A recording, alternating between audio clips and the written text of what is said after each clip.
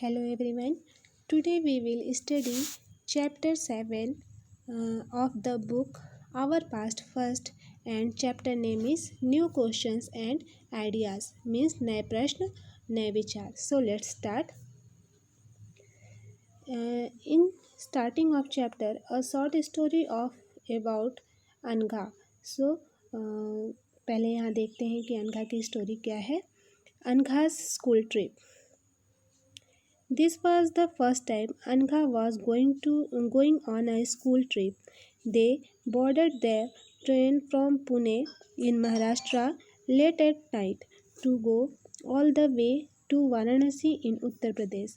Her mother, who came to see her off at the station, told her teacher, "Do tell the children about the Buddha and take them to see Somnath as well." Chapter के starting में अनघा के school trip की एक छोटी सी story है.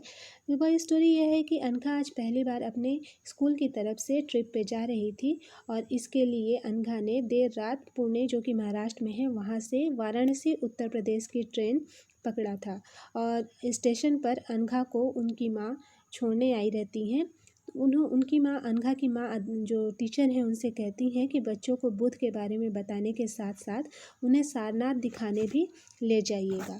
सो यहाँ अनघा की story complete होती है. आगे चैप्टर में बुद्ध के बारे में बताया है. The story of the Buddha.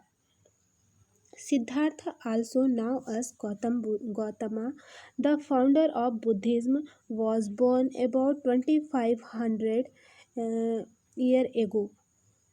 जो बौद्ध धर्म के संस्थापक सिद्धार्थ थे, जिन्हें गौतम के नाम से भी जाना जाता है, उनका जन्म 2500 वर्ष पहले हुआ था. This was a time of rapid change in the lives of people. और ये जो समय था, उस समय लोगों के जीवन में बहुत तेज़ी से चेंजेस हो रहे थे, परिवर्तन हो रहे थे. As you saw in chapter 6, some kings in the Mahajanpadas were growing more powerful. जैसा कि हमने चैप्टर 6 में स्टडी किया था, महाजनपदों के कुछ राजा इस समय बहुत शक्तिशाली हो गए थे. New cities were developing and life was changing in the villagers as well. जो हजारों साल के बाद फिर से नगर उभरे थे और गांवों के जीवन में भी बदलाव आ रहा था. इसके बारे में हम आगे का चैप्टर 10 है, उसमें हम स्टडी करेंगे. Many thinkers were trying to understand these changes in society. और जो बहुत से विचारक थे, थिंकर्स थे, इन परिवर्तनों को समझने का कोशिश कर रहे थे. They also wanted to try and find out the true meaning of life. और वे जो थिंकर्स थे, दार्शनिक थे, वे विचारक थे, वे जीवन के सच्चे अर्थ को भी जानना चाह रहे थे. The Buddha belonged to a small Gana now as the Sakya Gana and was a क्षत्रिय. जो बुद्ध थे वह क्षत्रिय थे और साक्य नाम के एक छोटे से गण से संबंधित थे. When he was a young man, he left the comforts of his home in search of knowledge. जब बुद्ध युवावस्था में ही अपने ज्ञान की खोज में उन्होंने घर के सुखों को बुद्ध ने छोड़ दिया था. He wandered for several years, meeting and holding discussions with other thinkers. और जो बुद्ध थे, अनेक वर्षों तक इधर उधर भ्रमण करते रहे और अन्य विचारकों से मिलकर चर्चा करते रहे. He finally decided to find his own path to realization and meditated for days on end under a peepal tree at Bodh Gaya in Bihar, where he attained enlightenment. अंततः ज्ञान की खोज में और ज्ञान को पाने के लिए बुद्ध ने खुद ही एक रास्ता ढूंढने का निश्चय किया और इसके लिए बुद्ध बोध गया, जो कि बिहार में है, एक पीपल के नीचे कई दिनों तक तपस्या की और अंत में उन्हें ज्ञान प्राप्त हुआ. After that he was known as the Buddha और द वाइस वन. और इसके बाद वे बुद्ध के रूप में जाने गए. He then went to Sarnath near Varanasi where he taught for the first time. फिर जैसे ही बुद्ध को ज्ञान की प्राप्ति हुई उसके बाद वे यहाँ से मतलब बौद्ध गया से वाराणसी के निकट पास में ही स्थित है सारनाथ, वहाँ गए जहाँ उन्होंने पहली बार अपना उपदेश दिया। He spent the rest of his life traveling on foot, going from place to place, teaching people till he passed away at Kushinara. Kushinara में मृत्यु से पहले का जीवन, जो बचा हुआ जीवन था, उन्होंने पैदल ही एक स्थान से दूसरे स्थान यात्रा करने और लोगों को शिक्षा देने में बिताया था। The Buddha thought that life is full of suffering and unhappiness. Buddha ने शिक्षा दी कि जीवन जो है, लाइफ जो है, वो कष्ट से और दुखों से भरा हुआ है और this is caused because we have craving and desires which often can not be fulfill. और ऐसा बुद्ध ने कहा कि यह जीवन जो है दुख और कष्टों से भरा हुआ है और ऐसा हमारी इच्छा और हमारी जो लालसा होती है जो कभी पूरी नहीं हो सकती उसके कारण होता है। Sometimes even if we get what we want we are not satisfied and want even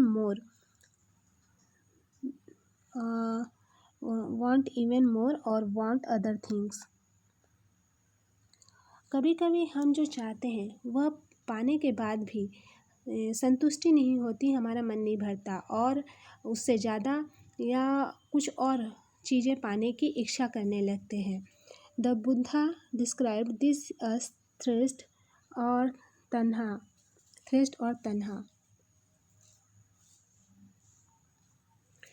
Buddha ने इसे थ्रस्ट मीन्स लिप्सा और तन्हा मीन्स तृष्णा कहा है। He thought that this constant craving could be removed by following moderation in everything. Buddha ने ये जो कुछ पाने के बाद भी मन नहीं भरता और पाने की इच्छा होती है, इस चीज़ को लिप्सा और तृष्णा कहा है। बुद्ध ने शिक्षा दी कि आत्मसंयम अपना कर ही हम ऐसी लालसा से मुक्ति पा सकते हैं। He also taught people to be kind and to respect the lives of others, including animals. Buddha ने लोगों को दयालु होने और मनुष्यों के साथ साथ जानवरों के जीवन का भी आदर करने की शिक्षा दी है। He believed that the results of our actions, जिसे called karma, whether good or bad, affect us both in this life and the next.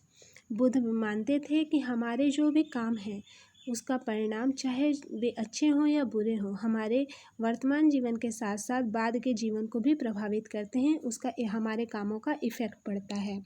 The Buddha thought in the language of the ordinary people Prakrit so that everybody could understand his message.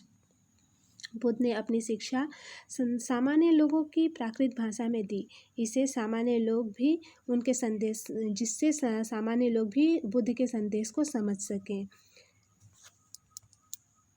He also encouraged people to think for themselves rather than to simply accept what he said.